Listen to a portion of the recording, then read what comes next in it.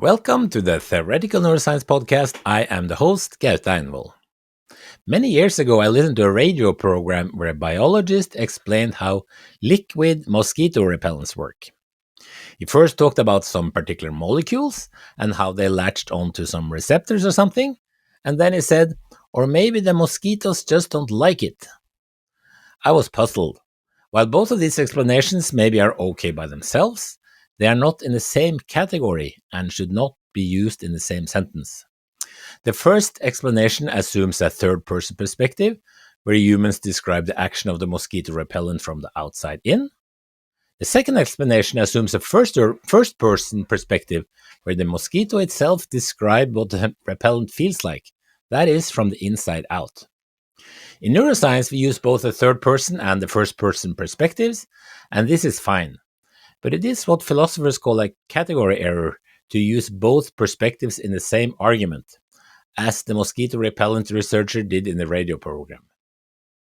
The typical researcher, also myself, are so busy doing their science that they don't spend much time thinking about the philosophical underpinning of what they do. But sometimes I think we should take a step back and do. One question which is particularly pertinent for computational neuroscientists is the question of simplification.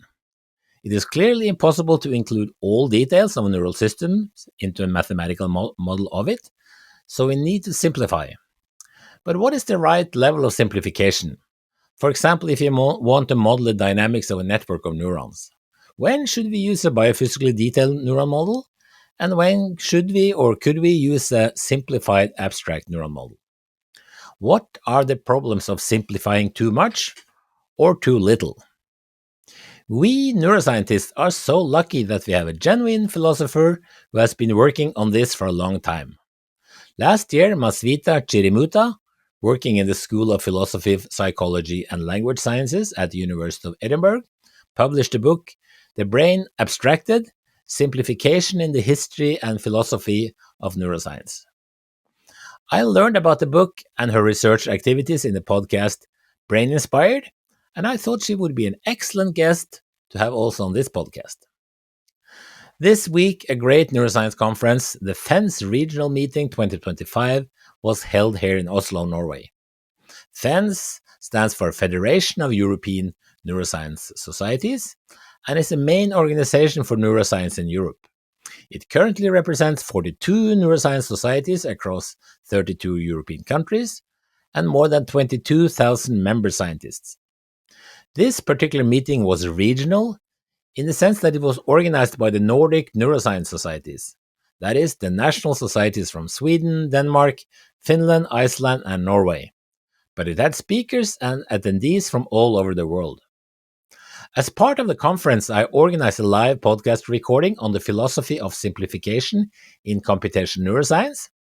Here I was joined not only by Mazviita, but also Terrence Sejnowski, one of the founders of the field of computational neuroscience.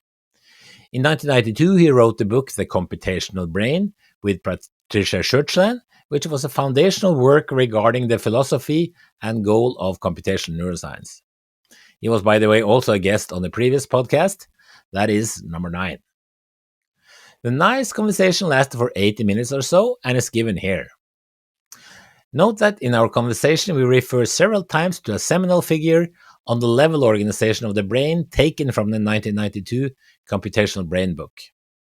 During the live recording, this figure was shown on the screen, and the interested listener can find this figure on the homepage of the episode on theoreticalneuroscience.no, together with links to other info.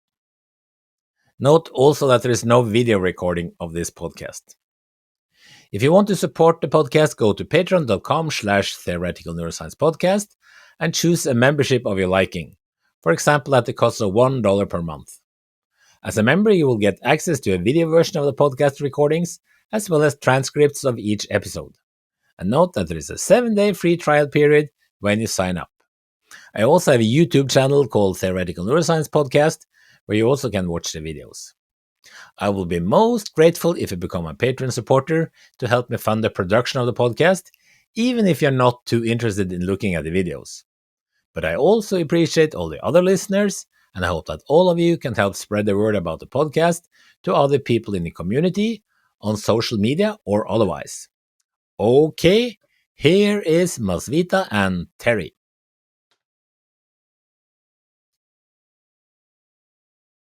So welcome to the live recording of the Theoretical Neuroscience podcast.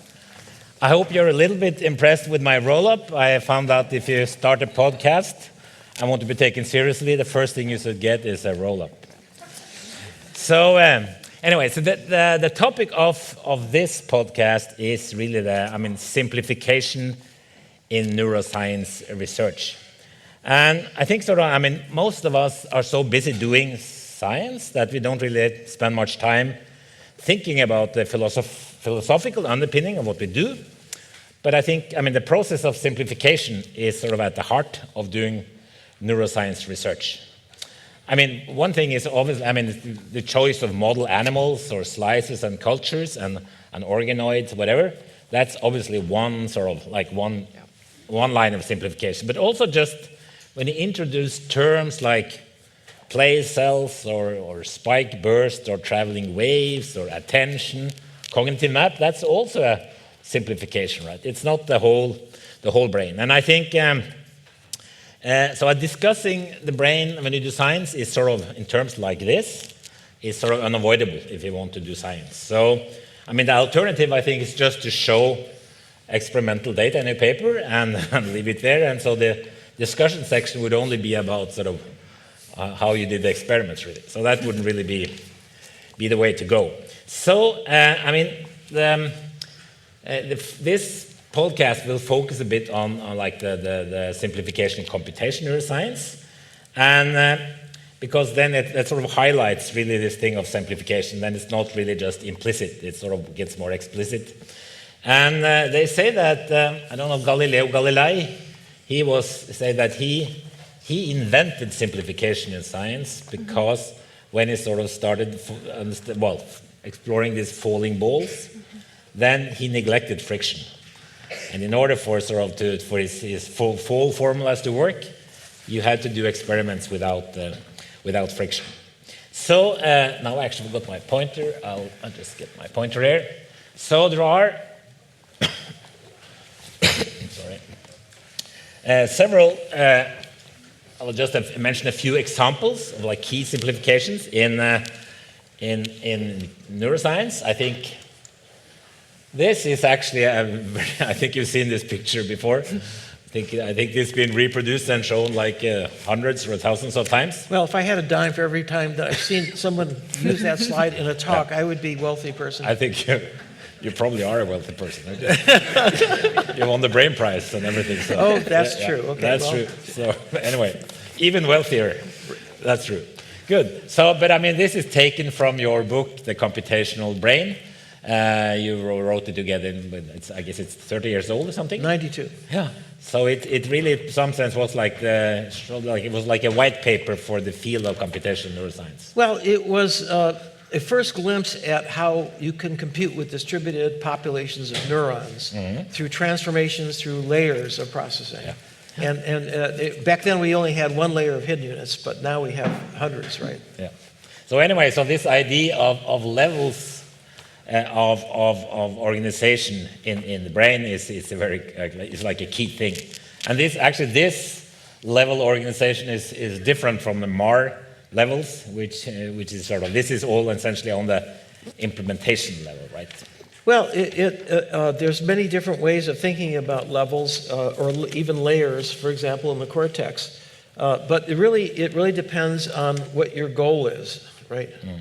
So in the case of David Marr, he had 3 levels. He had the computation level for him was the statement of the problem, and then the algorithm that was going to solve it. There may be many algorithms, and then the implementation, which is whether it's neurons or chips or whatever, right? So he took an abstract view, and the trouble with his approach. Okay, I think he was very influential. He had this book called Vision, which was at the time, a very revealing, thoughtful book.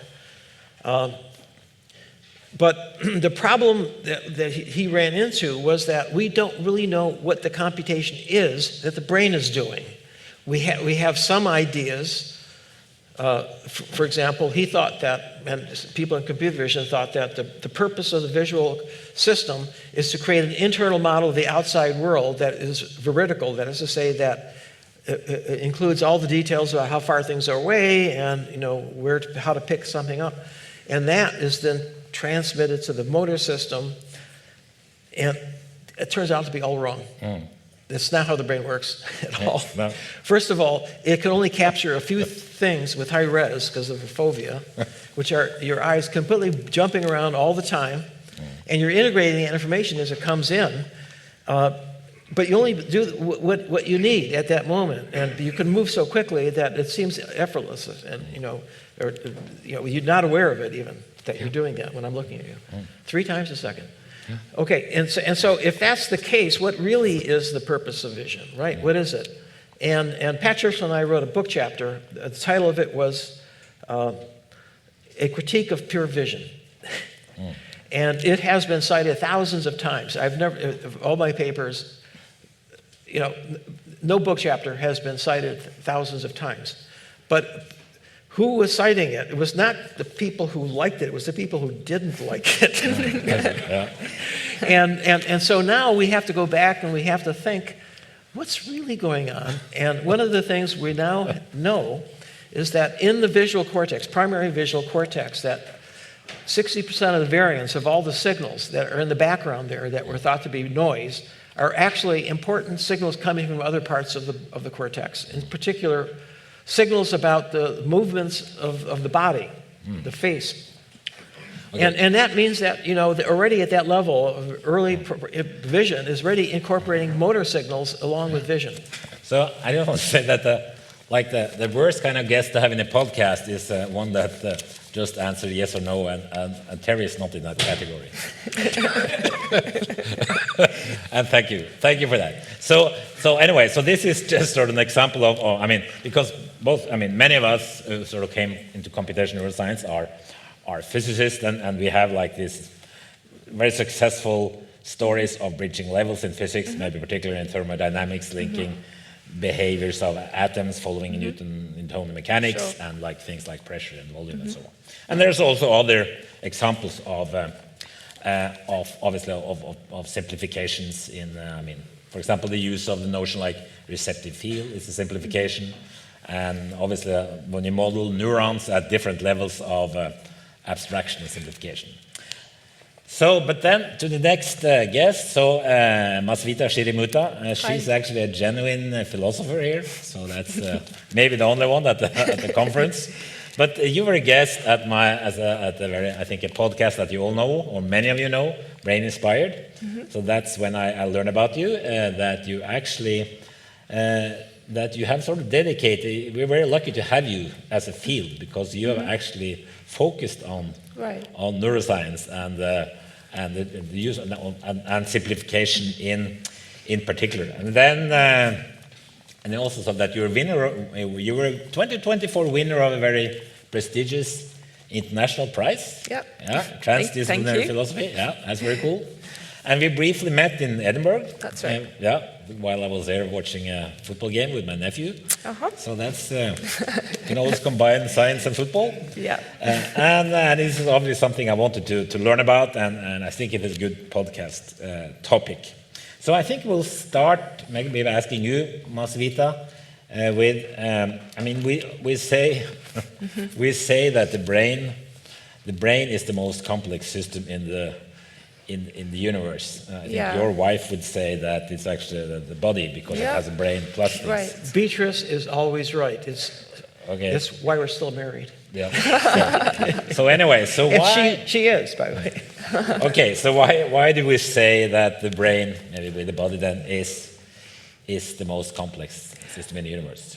Well, there's some really striking things about the brain, just the number of cells, but there's lots of cells in other organs of the body, but the heterogeneity, I think, is what's super striking about the brain. Like each individual neuron has its own anatomical branching pattern, the neurochemistry. The more people dig into it, the more various, they find it, more molecular diversity they find, and just how densely interacting all those components are. You can't put exact boundaries around anything within the nervous system. This was came up in Nancy Kalmush's talk yesterday. It's this long-running question about the brain. How modular is it? It would be nice if everything in the cortex was nicely fine-grained and modular, and you could study those parts independently from one another. But as Nancy pointed out, those are some parts of the cortex, but other parts are just much more multifunctional, hard to pin down. Neurons are plastic, circuits are plastic. They're changing from day to day. There's representational drift. So you can't pin down from one day to the next. And then if we think of what the nervous system is actually doing, it's enabling an animal to act intelligently in a changing environment. It has to be super sensitive to what's going on around it, and it has to be flexible in order to support flexible behavior. So if the brain wasn't complex and changeable, it wouldn't allow us to be intelligent. So, okay, so then, so why do we, this is sort of not a very deep question, so why do we simplify then? Well, that's what science does. Yeah, exactly. Yeah. So you mentioned Galileo before. There's a philosopher from 100 years ago, Edmund Husserl, who actually sort of began his own work on scientific methodology by thinking about Galileo and idealization, and actually was maybe the first person to Husserl was the first person to ask this question. When we use methods like that in physics in order to make the world clear, to look for these underlying sort of generative principles of motion and things like that, is that revealing reality to us, or is it giving us, if you like, a model of reality which is convenient for us, but is actually masking how things are? So for the German speakers in the room, Husserl described Galileo as an Entdecker und Verdecker, which means a discoverer and at the same time a concealer. Wow. So there's this kind of bivalence to simplification. It kind of seems to make the world clear to us, but at the same time could be hiding things. So is it also this belief maybe that the universe is fundamentally simple? Mm-hmm. Is that something we believe or hope for? I think lots of people have believed it. I think lots of physicists still do. They're still hankering after the one small, beautiful, elegant equation that will generate the whole universe. It's as an article of faith. It would be nice in the biological sciences if there was an underlying simplicity and order to everything. But actually, I think we have to take seriously the possibility that there isn't a hidden simplicity, that actually, especially in biology, things are just extremely complex. And when we simplify, we're introducing simplicity as opposed to revealing hidden order. But it is simple at the deepest level. I mean, it's now with the standard model of particle physics. That's pretty simple, right? But it doesn't help us much. What do you think, Terry? Well, I'm a reformed physicist. Okay. in the sense that in physics, you're right. Physicists have been very successful with writing equations, differential equations, to describe mechanisms that explain a lot of the complexities of energy, forces, going to Newton, but now quantum mechanics and beyond. So very successful. But it turns out that approach wasn't very successful. That approach wasn't successful in biology. And it really, if you really think about it, here's the real problem. That in physics, if you're interested in the electron, it doesn't matter where you are in the world, the electrons are the same. There's nothing in biology that's the same. Exactly. Every single cell in your brain is different. Every person is different from the next. It's all about, and that's a principle, actually, of diversity.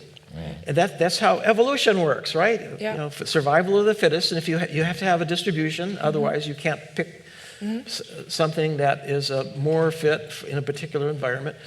And that requires a completely different thought process, and it took me a long time to make that transition, because you have to have a very different perspective on how to think about modeling a diverse system. It can't be one equation, which is what I thought at the beginning. Really? That was my thesis, was one equation.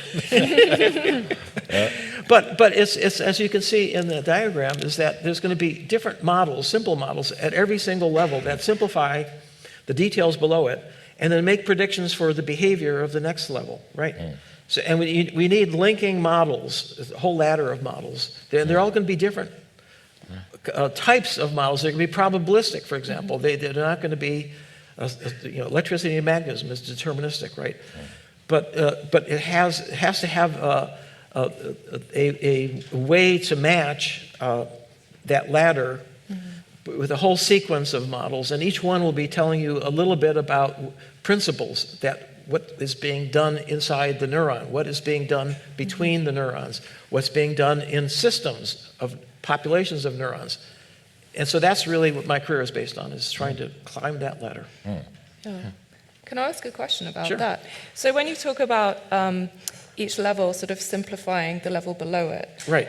how much does that depend on sort of assuming more homogeneity in that level below, that you can kind of average away all of those fine-grained Yeah, so that's another thing. There's something called renormalization group theory Yeah. in physics. It's very successful at doing that. And you can do something like that. But what happens is that it's really not one model at each level. Each question that you have will have a different model. Right. And what you're really doing when you simplify is saying, for this particular function, which of the many details are the most important? And that's where physics has been very successful. You take friction, right? You could throw away a lot of things and still make good predictions, right? And eventually you can add in more details. But, you want to simplify, but not too simple. So even I read in your book that there were even like theological arguments for why things should be simple. Yeah, there are. This is actually something that Galileo believed in himself. So he famously said that the book of nature is written in the language of geometry and mathematics, that you have that God is this rational creator of the universe, and so he ordered things according to a plan which would sort of make sense according to our own intuitions about how things could be nicely arranged and ordered according to some elegant mathematical principles. So God obviously was thought to have this infinite mind, but we were kind of created in God's image, and so we have like a fraction, but still sharing that same kernel of rationality. And God, being benevolent, put us in a university in which our intellect was able to figure things out. That was But I think that was also the like assumption. a priest said that the created world would not do honor to God unless it is governed by a simple natural law. Right. So actually, it was sort of like God likes simplicity, Yeah. according to this priest. Yes, exactly. I mean, you can have other theologies which wouldn't assume that, but it's definitely part of that tradition which is there in the background at the origin of natural philosophy and then natural science. Yeah. Of course, Newton would have thought similar things. Yeah. Back to Galileo, right in the mid-17th century. He also said that, the universe is a book sort of written in the language of mathematics. So the different way to, it's like mathematization is obviously like the key idea, key tool in computational neuroscience. So, but there are different ways to mathematize. I mean, it's different ways to simplify mathematization, right? Like abstraction and idealization. Yeah. So, what are the differences? Well, I mean, as a physicist, you should be the expert to talk about that. I mean, normally when philosophers of science use those two terms, they use the word abstraction to talk about a representation which will omit details which are known to be there in the concrete system. So abstract versus concrete. But in an idealized representation, the idea is that you're distorting how, so going away from the known facts which are there in order to make things more elegant and simple. Yeah. So when you sort of take like a biophysically detailed neural model, Right. Hodgkin-Huxley style, Yeah. and simplify it to an integrate, then you would say that you idolize it. Or is it abstraction? I would say abstraction. Yeah, It's because probably more so I straightforward think in that case. I yeah. wouldn't know Yeah. the difference. But then, of Right. course, I think you even have like like Yeah. an evening prayer for computational neuroscientists, don't you? Well, yes. When I was a physicist, I would pray at night, Lord, let the equations be linear. Let the noise be Gaussian. And let the equations be separable. and Right. those are the only ones you can solve analytically. And so Yeah. fortunately, it turns out to be true for most of the Yeah. important laws. But you know, the reality is that the world is nonlinear. Yeah. You know, the brain is very nonlinear. Now, there are certain approximations where you might look at Yeah. perturbations, but much more importantly, when I was introduced, independent component analysis. So it's the blind source separation problem, the cocktail party problem. And it turns out that it does amazingly well with real world data. And by that, I mean images, sound, brain recordings, EEG, beautifully. And it turns out that the only signals that it fails on completely is Gaussian signals. Oh, really? Really? Fortunately, the world is non-Gaussian. All the things in the world are non-Gaussian that are important to us, Yeah. right? And it was, in fact, if it's Gaussian, you should use principal component analysis. That's the right thing to do because Gaussian only has a mean and a variance, and that's it, right? So that's the right thing to do. But but for everything else, you should use ICA, and that's really the lesson is that you can, with neural networks and with learning from data, you can do much better than you can with a simple linear model. So I mean, so maybe I think sometimes at least when I talk to occasionally at least when I talk to some experimental neuroscientists who tend to believe that like detailed models, biophysically detailed models, are always better than simplified models. Okay. I think you've heard this also at some point. No. I mean, it's. What's your argument for that it's not always Okay, let's imagine. Okay, so you want to be really realistic as possible. And so you're going to put every detail, in the kitchen sink into your model. And okay, that might not be possible. The amount of computing you might need to do is so large that you'd never be able to get off the ground. But let's assume you did it someday. Somebody made it a quantum computer. Who knows? Okay, so what happens? Okay, you finally put in all the details, literally, and now you press the on button, and it starts talking to you. What have you learned about the brain? It's as mysterious as the brain itself because it's exactly a copy of a brain. In fact, they're a lot easier to make new brains. So that's not necessarily. On the other hand, you could take this model brain and start.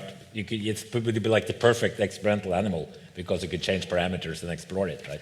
Well, no. That's what the strength of a model is, that you can explore parameter space. That's true, and we scientists do that all the time. But in fact, in a sense, we have something like that. Okay, so these large language models, if you think about what's really going on here, it's as if an alien suddenly descended on the earth and started talking to us in English. And the only thing that we can know for certain is that it's not human, right? But what is it? And so now we have another speaking creature here that we created ourselves. But now, it is now what you were saying, which is that we can go in, because it's just an equation with a lot of parameters, and we can analyze it, and we can probe it. In fact, the same way we probe brains, and we can make much more progress understanding the geometry and the high-dimensional space that these language models live in. And from those, we can get ideas about, what are called manifolds, which are geometrical objects, surfaces, high-dimensional, in this space, that then we could go back and help us understand the mechanisms that are in, say, the cortex that could be analyzed with the same mathematical tools that mathematicians use.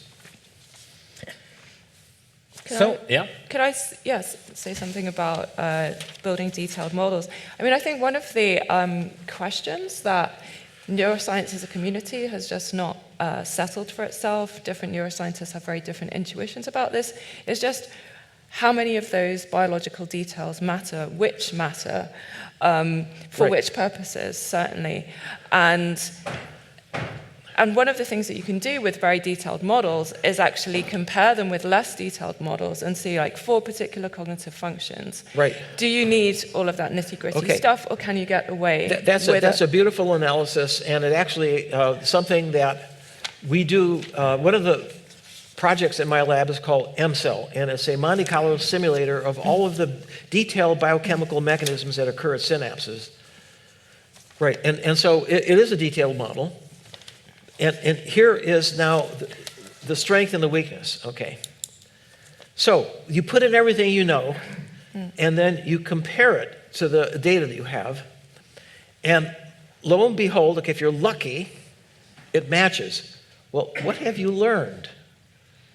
Right? You haven't actually learned anything new. You've learned that, oh, you're on the right track, okay. But what if it fails? Now you've learned something. Something's missing. One of your assumptions is wrong. Yeah. And that's when you learn something new. That's where the detailed model is useful for discovery. Right. And by the way, that's what Marr had left out in his, he was a top-downer, right? You start with the computation. Then you create an algorithm, and then you implement it. And that's not the way you do scientific discovery. You need to get constraints from every level. In other words, you have some top-down constraints, behavior, namely.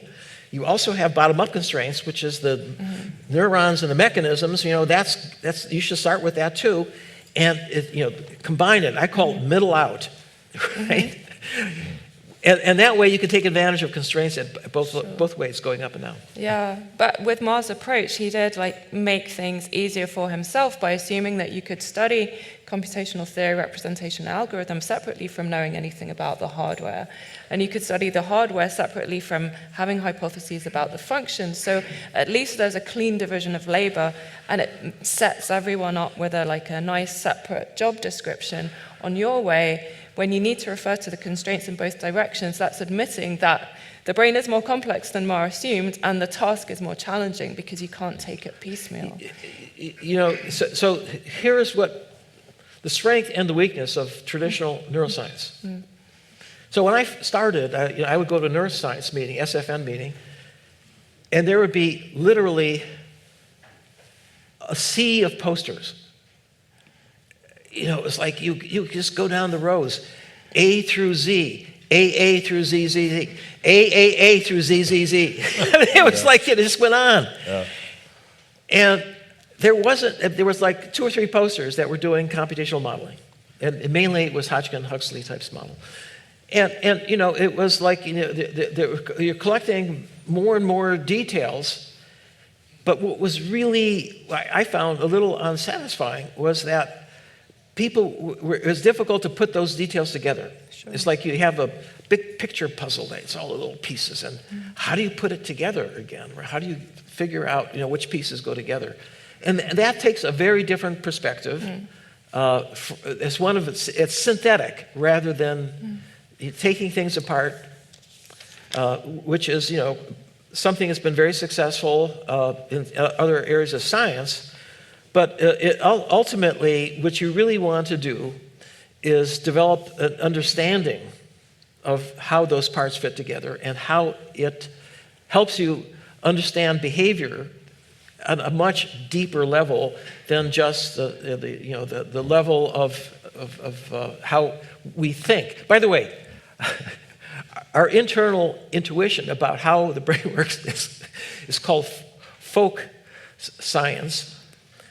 And it's because we have no conception of how vision works. We open our eyes and everything's there. And we see and we can pick things up.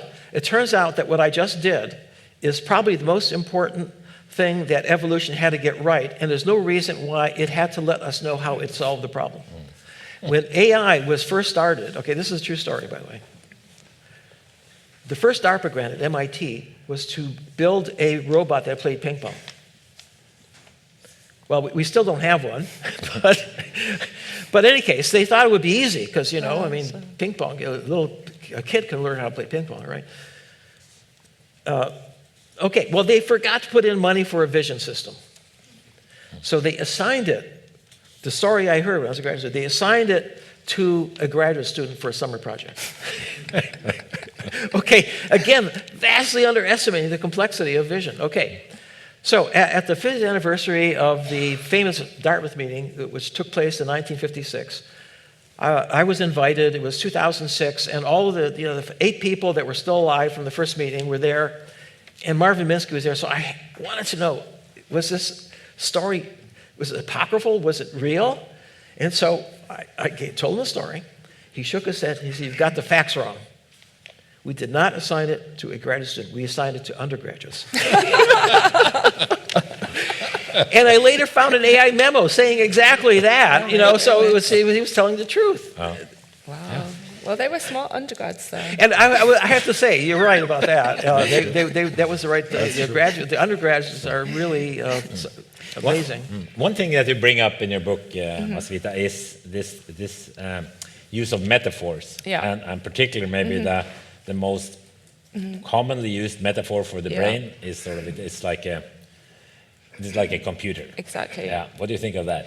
Well, I think it's very important because it's the way that we've mathematized the brain. Like, largely speaking, when we think of, how do we conceptualize the brain mathematically, we're thinking of it as a computational system.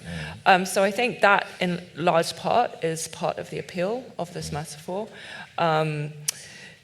It allows you sort of different sort of conceptual approaches, like reverse engineering. So you assume that the brain has an input and an output, i.e. it has sensation and it generates motor commands. So let's reverse engineer on that basis. It allows you to sort of generate hypotheses about what's going on in the brain based on how a computer system would do it. That goes sort of way back from before artificial neural networks. All is good. Every metaphor is limited.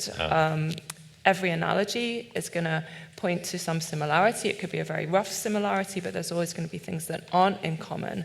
So obviously a computer is not alive.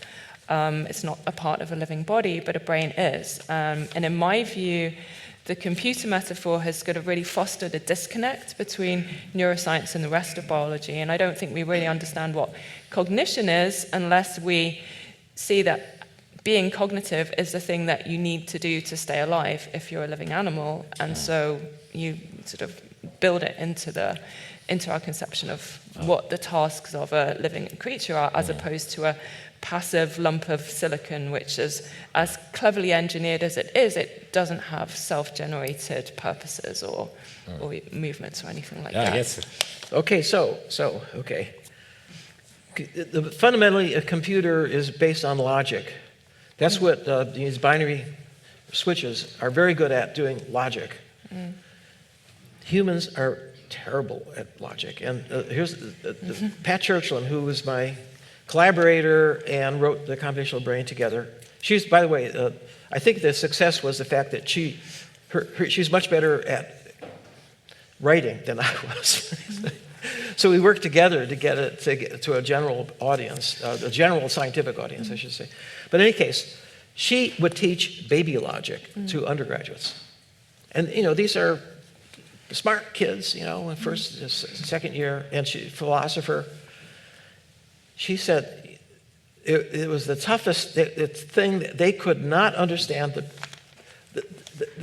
what the goal of logic was, even. In other words, let alone do modus ponens and do counterpositive and so forth. It was just difficult for them to think logically. Yeah. However, these students would walk out of class and they had the most complex social lives you could possibly imagine. In other words, In other words, there's a huge amount of our brain that's devoted to dealing with other humans, but not logical computers, except for programmers, obviously. So, yes, you can train a brain to be a good mathematician or a programmer, but it's not what evolution, it was not the purpose of evolution. We get by with I would actually say, now, we have every age had its metaphor, and each age captured certain aspects of how we think and so forth. You know, going back to Descartes, he thought it was pneumatics, you know, hydraulics. And then it was a telephone switchboard. Yeah. Then in the 20th century, it was computers. So now it's pretty clear what's going to happen is that people are going to start comparing the brain to these large language models, right? Because obviously that's a little bit closer. We already do. Yeah. Okay, well, there you go. extent. There you go. Yeah. But already that's not it doesn't capture thinking in the same way that we think. So I think that all these metaphors are useful for helping us understand some of the complexity. But if you are to take it too literally, then you may really run down the wrong path. And I think that's what happened with AI in the 20th century. Yeah, I mean, you've alluded a couple of times to Morovich's paradox, which I agree is like a super important thing to remember here. So Hans Morovich, the AI person, just pointing out this phenomenon that the tasks that humans think are cognitively demanding and most challenging, and you would intuitively think would be hard to program in an AI, like chess or language, it actually turns out to be the easier task for AI. What we take to be like trivial, just getting up around the room, any insect can have motor control, those things turn out to be incredibly difficult. I had an undergraduate once, actually, that I think gave me a real insight about this. This was his point, is that logic, maths, chess, not natural language, but logic, maths, chess, these are all cultural inventions. These were at some stage developed by people in a certain cultural concept. And for that reason, their principles are somehow transparent to us. With all of these cognitive things that we do, which were evolved, there's no reason to think that the underlying principles behind them would have any intuitive meaning for us. And I think one of the things that we run into with biology, if we try and reverse engineer it as we would an artifact like a computer, how biology works is by integrating function with structure all of the time. So adapting hardware to the software, software to the hardware, in a far more fine-grained way than we would expect to be happening with any device that we make, even now with computing machines, there has to be like a fair amount of interdependence. But I think biology has just gone way beyond us. Oh, okay, so this is interesting. Yeah. This is interesting. So to go back to the computer metaphor, so the von Neumann architecture is what you have in your laptop. It's what you have in your cell phone. And it's fantastically useful because you can program it. Okay, there's no doubt about that. But the problem is scaling. It's the problem in evolution. It's the problem in computer science is how do you scale up a small problem and then generalize it to a much more complex problem. And it's the architecture that has to scale, right? And the beauty of these large language models is that they scale beautifully. And if you all supercomputers now are basically a bunch of CPUs and now GPUs strung together, communicating with each other, and you submit the data, and it maps it onto the array. It turns out that of all the problems, complex problems, like for example, if you're studying the weather, how do you map that onto this large-scale model? It's very difficult. Programming a parallel computer takes an order of magnitude more complexity in terms of understanding information that's flowing and the time delays between different processors. It's hairy. I know this because I have friends who do this. But the beauty of the brain is it's highly parallel. It's asynchronous, so you don't have to wait. And it maps beautifully onto these parallel supercomputers. And that's what's going on right now. These data centers, the $100 billion data centers is just filled with all these GPUs. And the learning maps beautifully. The more GPUs you have, the faster you're going to learn, because each computer can be computing the gradient of a particular piece of data. You have trillions of words, so you assign each one 100,000 words, and you compute the gradient, and now you combine that across 100 GPUs, and now that gives you an average gradient that you could do in parallel. You don't have to wait for one to follow the other. So that's the beauty, is that we have an architecture now that scales, and it's now scaled to the point where it's beyond anything that we could have ever done by just programming, writing programs for these parallel computers. If you sort of look at if you go back to your sort of level diagram, maybe I can do it like this one. You can make similar diagrams in physics, and in physics, then it's even clear that in some sense that arrow goes one way. At least it's sort of.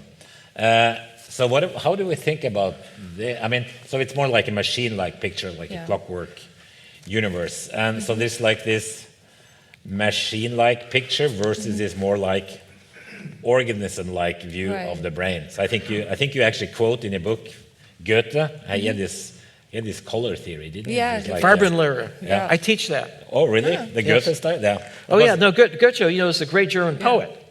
Well, not everybody knows that. Yeah. No. Yeah. The only educated people listen to this post. No, I don't think so. No. Okay, I barely know who Goethe is myself. But no. Sometimes when I am abroad, I call myself Goethe because it's easier to say than Goethe. So that's okay. But go ahead. No. He pointed out something about color vision. Trichromacy was kind of king of the mountain. It was before they knew about the cones, by the way. But they knew that you could combine light. And it had 3 dimensions. Okay, so that's good. But he pointed out that if you look at a shadow of a tree in bright sunlight, it looked blue. But there's no blue light coming from that shadow. The shadow is black. There's no blue light. It looks blue. That means perception must be different from trichromacy. And there was a huge debate that occurred in the 19th century between what was called the opponent color scheme and the trichromacy. The opponent colors are yellow and blue, red and green, and you can elicit that by looking at a red patch for a minute, and then it goes off, and you see a green patch. And that's because you've adapted the red cones, and now the green ones are firing at the normal rate, and it looks green. It fades.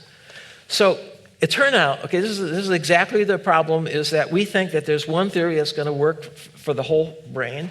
And it turns out that the trichromacy is what's going on at the level of the photoreceptors. But by the time you get to the ganglion cells, you're already doing the red on center and the green off surround. You're already going one step toward opponency, and you don't get the full opponency until you get to the cortex where perception occurs, right? And so, if you ask a question, it depends on the experiment you do. You do different experiments. You probe different parts of the brain. So, but also another thing Goethe said is that in the human mind, I'm quoting from your book, in the human mind as well as in the universe, there is no top or bottom. So there's this question: should we think about this machine-like, bottom-up versus more like organism-like?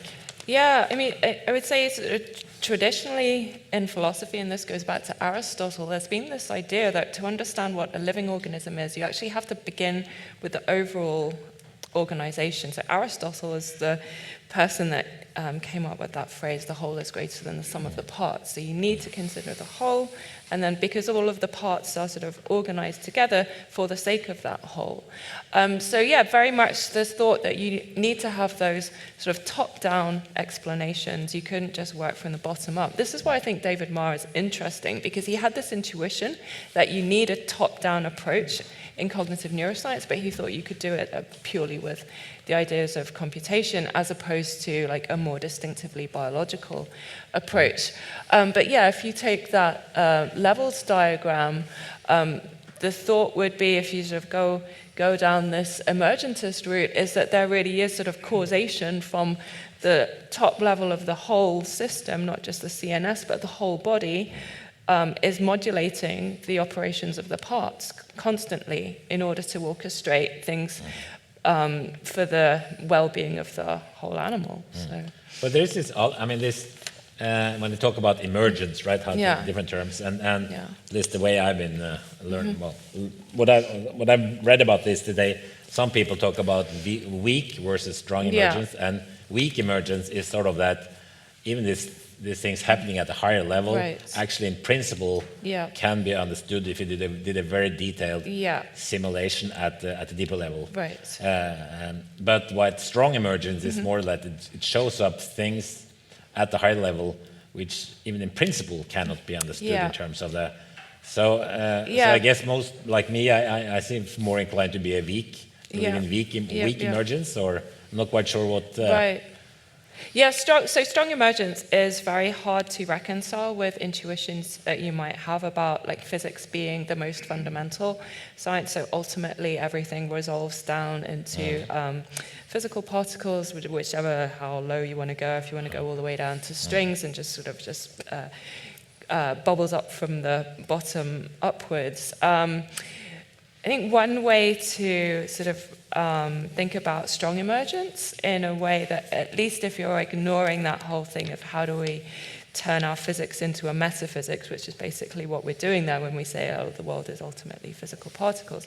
One way of just thinking about strong emergence, and I think is a really important concept when we're dealing with biology and other sciences like psychology and sociology, is that the parts of that we're interested in when we're talking about biological systems behave differently in their wholes. So if you take a cell out of the body, because the cell is the kind of thing that is sensitive to context, its behavior will be different from one context to another. So there's an inherent, so that's to say that all of the parts of a body, or all of the human beings within a society, they're highly context dependent, and therefore we just might as well work with the assumption that the whole state of a society or of a body is going to be just having causal impact on those parts, and just sort of bracket your worries about how that fits with the physics, metaphysics aside, because I think practically speaking, that is just what goes on in those high-level sciences. In principle, this is not in conflict with weak emergence. Is it? I mean, I would say that if you take this diagram and start putting feedback things and then cells, and I mean in context, obviously then... Exactly. So the phenomenon or the appearance of top-down modulation can be put into a framework of weak emergence, but I think it's just more conceptually straightforward to just call this top-down causation, and strictly speaking, you can't have top-down causation in a weak emergence system because the causation is only... I would say the influence is only running from the bottom up. Let's make this concrete, okay? I mean, we use words like emergence, and we don't really understand what that really means. Okay, it's something happens. No, we use words like that all the time. Okay. Okay, I'm going to use another word. I don't think you should be a guest lecturer in your course. I'm going to use another word. I also avoid using that word emergence in my writing because I find it hard to pin down. Okay, so I want to suggest another word. Okay, just to make things really confusing. Submergence. What? Submergence. Okay. Okay, look at the diagram, okay? And, in physics, you sort of say, well, the atoms make molecules, and the molecules make up complex systems all the way up. And, in fact, there's quantum mechanics at the bottom, and so it's probabilistic. But in any case, it's going up. The amazing thing about the brain, there it is that things happen in the world that affect your entire brain and body, CNS, central nervous system, that can trickle all the way down and, in fact, change the properties of the neurons and the synapses between them. That's called learning, and even molecular organization. The world is seeping into the material of your brain, submerging into more and more complex interactions that lead to more complex behavior. I mean, that's kind of an emergence coming out, but it's emerging because of the fact that you have information going up and down. Yeah, I mean, that's precisely what I meant by sort of top-down causation or influence. Okay, Yeah, but yeah. I think that causation is a word that is many meanings. It's in other words, weasel so words. that's why I said, that's why I said, but maybe influence is sort of I think top-down influence, okay, yeah. we can use a lot of different words, but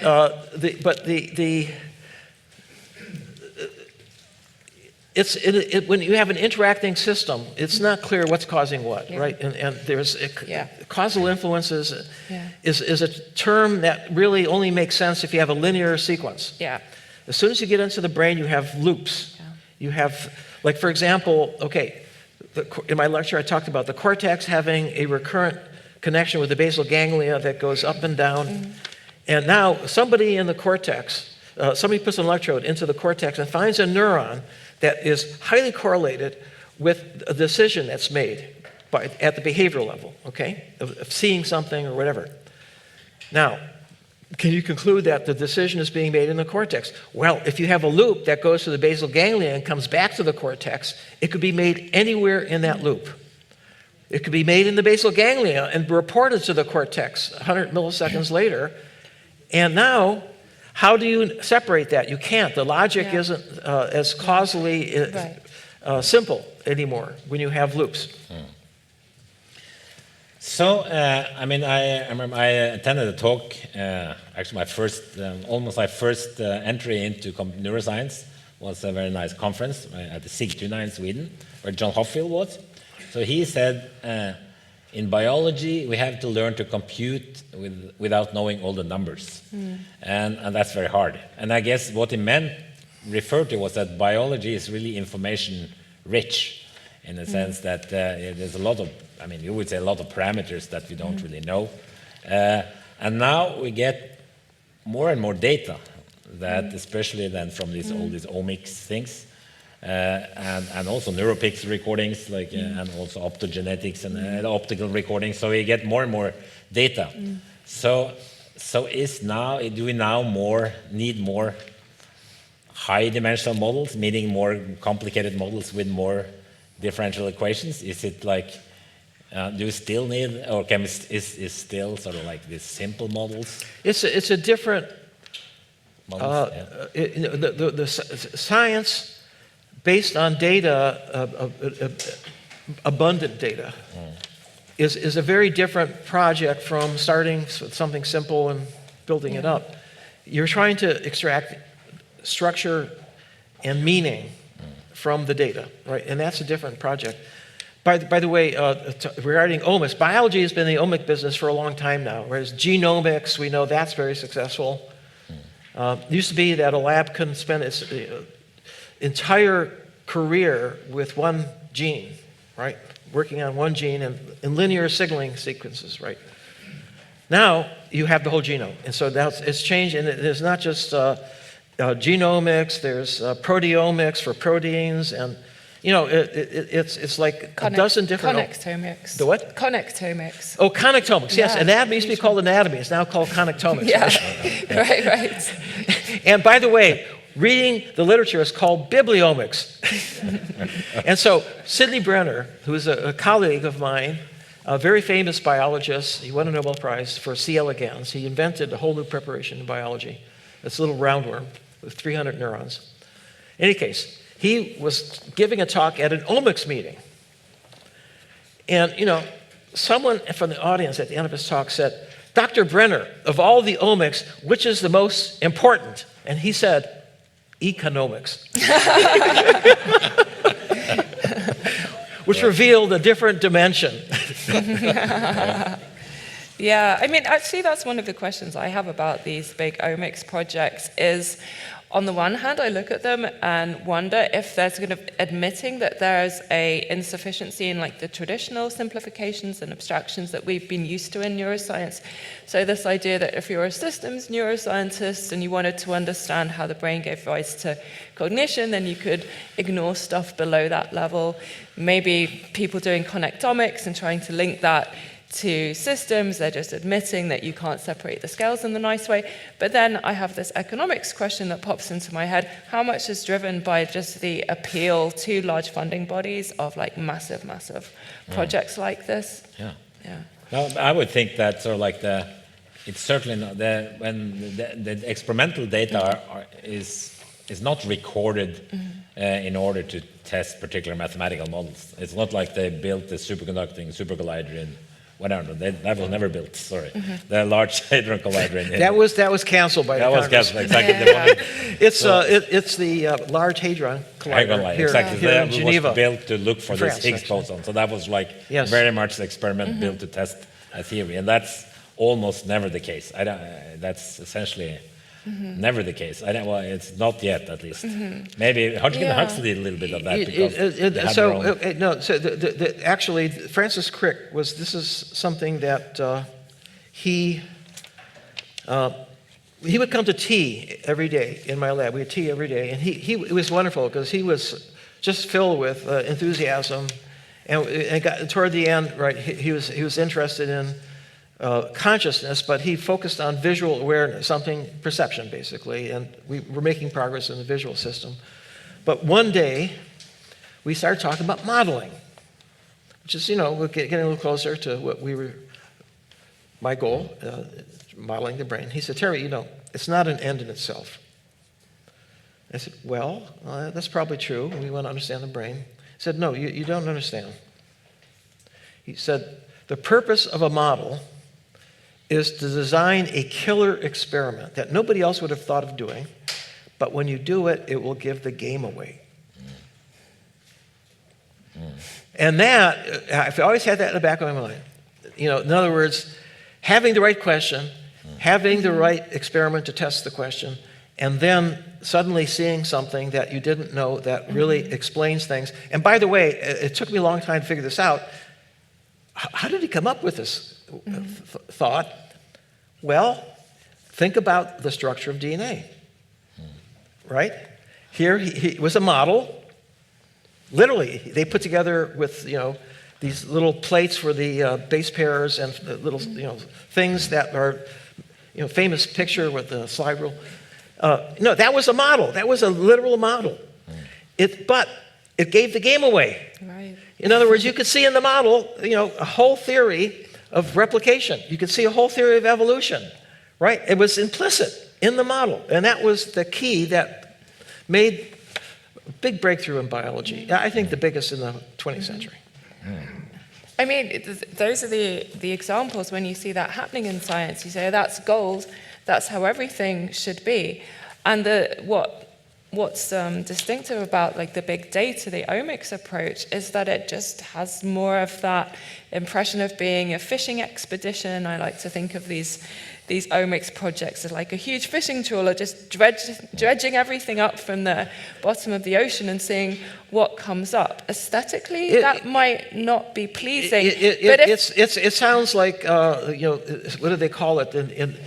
It used to be the case you could never get a grant through the NIH without hypothesis. And so when you're just collecting data, what's the hypothesis, right? I mean, in other words, it's like a fishing expedition. But where I was going with that is that if the brain is sort of vastly more complex than people had appreciated in the past, than, I don't know, systems neuroscientists had assumed in the past when they thought that we could ignore most of biology and still explain cognition, then maybe it's the brain forcing us to just act in a less hypothesis-driven way. Let me quote Larry Abbott, who is a co-winner of the Brain Prize, okay?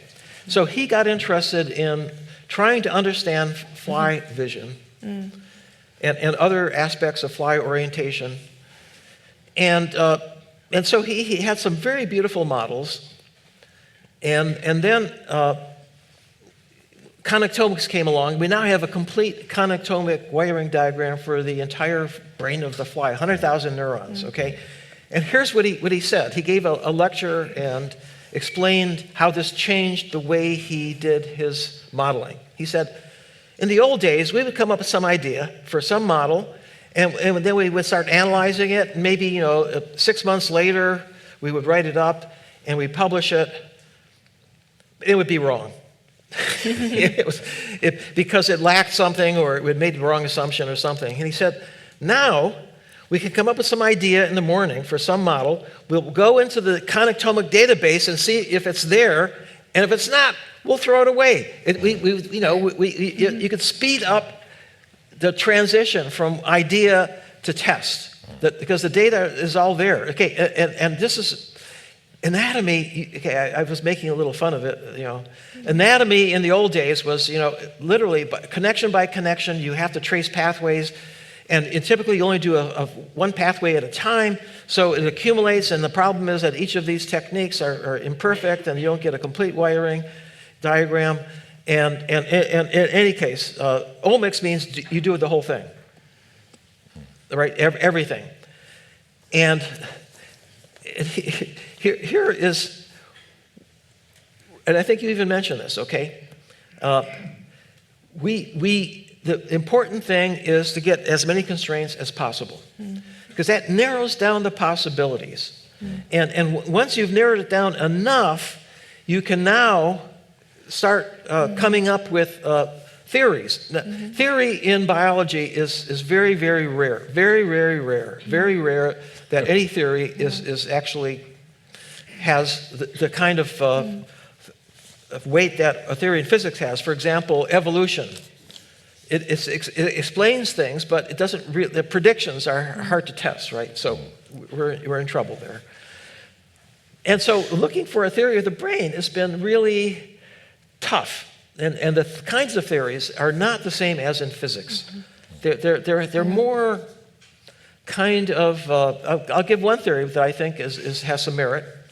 Is that a lot of what goes on in the brain is making predictions and then testing it against what happens, and using that discrepancy, the error, to update your model of what's out there. And the model in the included sense of it, update the prediction that you're going to make the next time. And this happens, by the way, in the basal ganglia when you're making reward predictions for the future, and you have dopamine neurons are doing reward prediction error. And by the way, that is a model that we developed back in the 90s, and it was tested, and it's both in monkeys and in humans, and this is really prediction error is really important.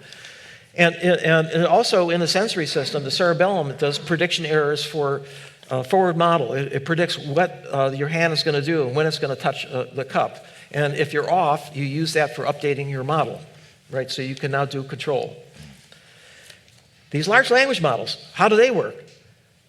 By predicting the next word in a sentence. Who would have thought that predicting the next word in a sentence is going to get you anywhere in terms of what they can do? And what they do is actually, we know because we've gone in and looked, and what they do is they extract an internal semantic representation based on meaning. And it uses all kinds of cues. It uses syntactical cues. It uses all sorts of, associations between words in different contexts. Different, a bank in one context may be a river. Another one it may be a building that is a bank. And you need to have the context in order to be able to understand. And that's what these large language models have accomplished, just from predicting the next word. And I think that is. I can't imagine how something as crude as predicting the next word have created a very deep and rich semantic representation.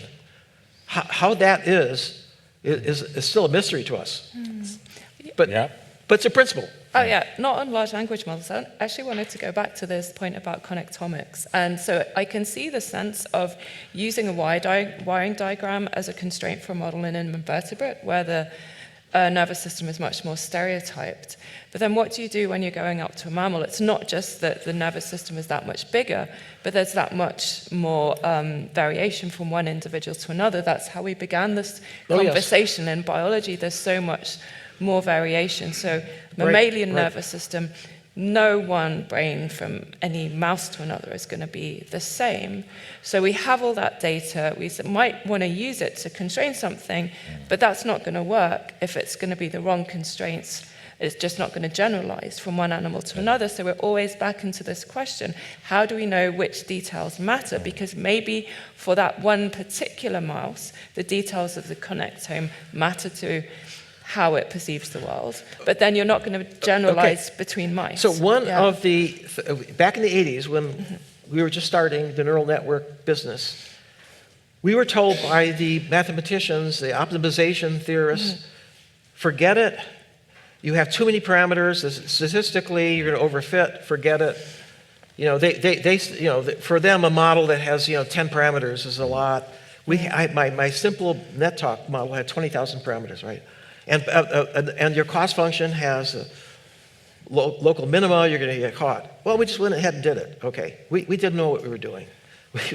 We were just seeing what you can find. Okay, so here is what we discovered now, later, looking back, is that their intuition in the math at that time was based on the three-dimensional world. And if you go up the mountains, you get lakes. Those are local minima. But in the high-dimensional space, with millions of parameters, or billions, or trillions, there's very, very, very few local minima until you get to the very bottom, because they're all saddles. If there's a million dimensions going up, there's a million going down. And it doesn't matter how many go down as long as you keep going down, right? So it's a different intuition that comes in the high-dimensional space.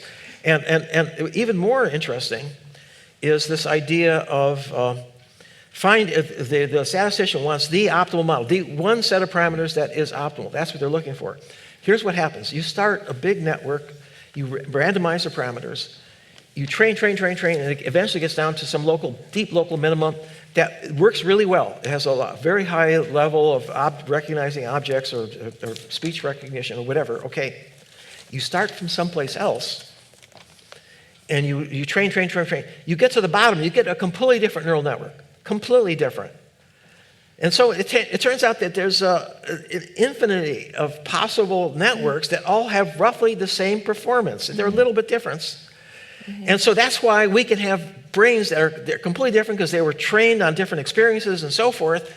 But at the very bottom, there's a commonality in the sense that they solved the same problem, but with a different set of connections that are in some ways equivalent. It's a degeneracy.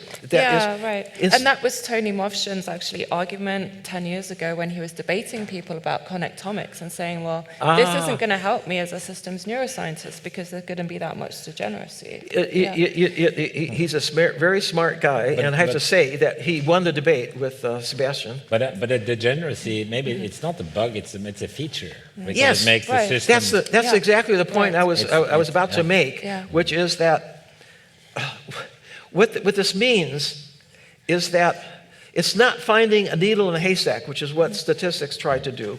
It's finding a needle in a haystack of needles, right? And that's what it's taught us. In other words, we're in a new world now where our old intuitions, based on very low dimensional models, is really has to be completely revised. And by the way, this is something that's even more amazing. You talk about representational drift. This is a big deal. It turns out that we all thought that if you record from one neuron, and if you come back to it with all its properties, and you can spend a lot of time doing that, you come back to it the next month or the next year, you'll find that it has the same tuning curve. And it turns out now people can do that. They can go back with optical recording, and it turns out that the tuning curves are changing, even in the visual cortex, right? What's going on here? Okay, now here is, it goes to the overfitting problem. Okay, you start training and increase the number of parameters, and sure enough, the test set goes down, and at some point, it bottoms out and it starts overfitting. And so now performance gets worse and worse and worse, and something happens. There's a sudden phase transition where instead of going up, the error going up, it starts going down.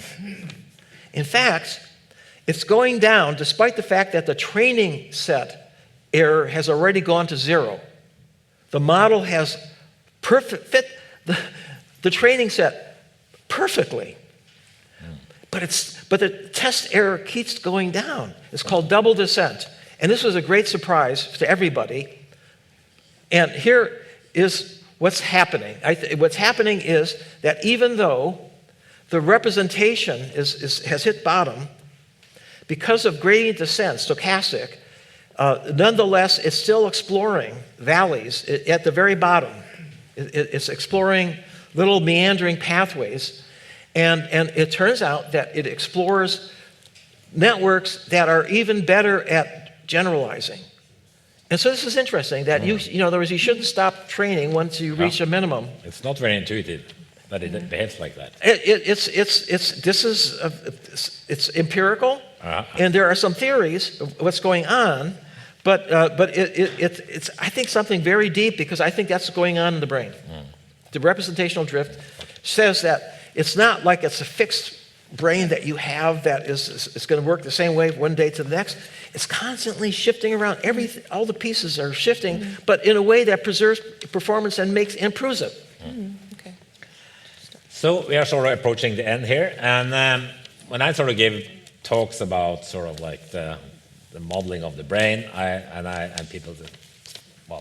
to try to give people the impression that it's not impossible, I often use the example of weather forecasting, because this was sort of suggested actually by Wilhelm Bjerknes, was one of the guys suggested like more than 100 years ago, that it's since they knew the mathematical laws describing like wind and water and rain was figured out in the 19th century. So he said, well, then we can actually, if you know the weather today, all this temperature, whatever, pressure, we can sort of compute the weather in the future. And that's, of course, at that time, that was impossible. And also there you have all these non-linear interactions across scale, and you can actually make these level diagrams from like the 100-meter scale up to the global thing. And now all weather forecasts are computed, right? And they're getting better and better. I think they're getting one day better every decade, meaning that it's like the prediction accuracies of predicting 6 days into the future. Today is like the 5 days into the future, 10 years. Can I just say the forecast on Monday predicted that it wouldn't rain in Oslo. So Really? I'm just glad I packed my raincoat anyway. I didn't trust it. Just in case. So you know the coda to that story is that now they've taught deep learning networks and all the data from the past and synthetic data from solving the equations of motion, for weather, and so now what they can do is they can make predictions further into the future with the AI with deep learning network on your laptop. On your laptop. In other words, these networks are universal function approximators, including physics, deep physics. Anyway. And there you go. I mean, in other words, the weather now is... But anyway, since we are so good at doing this, dealing with this multi-scale or multi-level non-linear system. Except for Norwegian weather. No, yeah, but actually, I have another podcast where I had a person doing this for a living. They said like local weather is very difficult. You can get this this very strong rainstorms that is very local, which is hard to predict. But anyway, anyway, so now we're going to so you say in your book that you're not too optimistic about understanding our brain. You say something like, very poetic actually, understanding our brain using our brains is like trying to hold the infinite in a finite cup. So you're not so optimistic. How far, about understanding, about having models that make sense to us while they capture all of that super high dimensional complexity, which is actually what makes the brain so powerful. So I mean, if you can have equivalents to weather forecasting with predictive models of the brain, but would that help us understand the principles by which the brain actually does what it does? I think that's the real challenge there, to actually keep operating in tandem those different scientific goals of prediction, explanation, and understanding. What about you, Terry? Explainability is a really difficult problem. And you have a network that's doing great medical diagnosis, but it can't tell you why it came up with it, even though you know statistically it's doing better than a doctor, right? Will you trust it? Well, the one response is, well, do you understand how your brain works, and do you trust it? That's true. Okay, it depends on the brain. Okay, but okay. Here's what does understand mean, and for me, I use the gold standard, which is mathematical understanding. It's for most people, understanding is explaining it in English in words. And that really is a very blunt instrument for explaining something as complex as the brain, or for that matter, medicine, right? I mean, the stories that the doctors tell you basically is oversimplified, right? It's much more complicated. And we don't know fully exactly how some drugs work, although we thought we did. Okay, so how is this going to happen? Well, so I was giving a talk. This was at a National Academy meeting back in probably about 8 years ago, organized by mathematicians. And they heard about deep learning and so forth, and so they really wanted to understand what was going on. It seemed like very mysterious and so forth. And so I gave the closing remarks, and what I did was to just tell them some of the history. First of all, long before the physicists figured out thermodynamics, James Watt had figured out how to get a steam engine to work, that eventually created the Industrial Revolution. It was only later that physicists came along and created thermodynamics, which allowed them to optimize it so that it was much more efficient, and it didn't blow up all the time, right? Needed a regulator. Okay, so that there you go. Engineers demonstrate things, and then people come up afterwards and they clean it up, who have those skills, right? And it just happens over and over again. It even happens in mathematics. Okay, these are mathematicians. So here's what I point out. Joseph Fourier was an applied mathematician. Was also was the governor of a province in France, and this is during the Napoleonic era. And he was his province was up in the mountains. It was cold, and he wanted to be able to put insulation around his rooms, which was very irregular, and came up with this idea of solving the heat equation. They knew the heat equation, but boundary conditions are very difficult to solve without a computer. So what he did was he created a series, and the idea was that you can add up a lot of terms in the series and approximate the exact dimensions for the room. He wrote it up, he sent it in to the Compte Rendu, and it was reviewed by some of the most eminent mathematicians, including Laplace, okay? Very famous mathematician. It was rejected. And there were two criticisms. Number one, Mr. Fourier, you have not demonstrated that the series converges. That's a typical mathematician, right? He ignores the fact that it works and only wants to have a proof. Needs a proof. Number two, these are not functions. These series are not functions. Now, what has happened since then is that a whole field of mathematics grew up from that seed corn called functional analysis, in which spaces that no one could ever have imagined before were created in mathematics, which is, we have very different properties that now mathematicians, it's the crown jewel in the crown of mathematics. It's unbelievable. But it was rejected by the experts. And so my advice, especially to young people out there, if an expert tells you something is impossible or wrong, don't believe them. On that positive note, I think thank you to the speakers. Thank you for having us. And thank you. Yes, wonderful. So,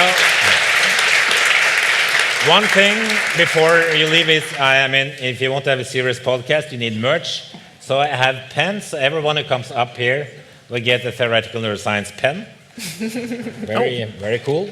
And also, there's barbecue outside.